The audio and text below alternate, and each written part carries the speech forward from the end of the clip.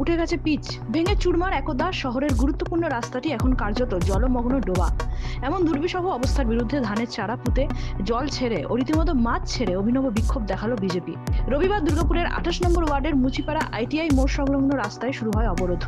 নেতৃত্বে ছিলেন বিজেপির জেলা সহসভাপতি চন্দ্রশেখর বন্দ্যোপাধ্যায় ও 3 নম্বর মণ্ডল সভাপতি বুদ্ধদেব মণ্ডল। রাস্তায় গর্তই গর্ত, পিচ উঠে গেছে, বর্ষায় তা রূপ নিয়েছে বিপজ্জনক। জল ভরে গেছে সেই গর্তে। নিত্যযাত্রীদের কাছে এই রাস্তা এখন আতঙ্কের নাম। দুর্ঘটনা যেন নিত্যদিনের অনিবার্য নিয়তি। চন্দ্রশেখর বন্দ্যোপাধ্যায় সরাসরি দায় চাপিয়েছেন দুর্গাপুর নগর নিগম ও আসানসোল দুর্গাপুর উন্নয়ন পর্ষদের ওপর। তার অভিযোগ, এই রাস্তা দিয়ে প্রতিদিন বালি বোঝাই ট্রাক্টর চলে আর প্রশাসন চোখ বুজে বসে আছে। উন্নয়নের নামে কোটি কোটি টাকা উধাও আর রাস্তা বেহাল। এই পরিস্থিতিতে আমরা মাছ ছেড়ে ধান রোপণ করেছি, কারণ এই রাস্তাটা এখন চাষের জমির চেয়ে ভালো কিছু নয়। তিনি হুঁশিয়ারি দেন, অবিলম্বে সংস্কার না হলে আমরা বৃহত্তর আন্দোলনে নামব।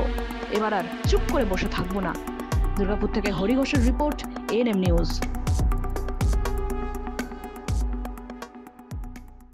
আরও খবরের আপডেট পেতে সাবস্ক্রাইব করুন আমাদের ইউটিউব চ্যানেলটি আর বেল আইকনে ক্লিক করুন নোটিফিকেশনস পেতে।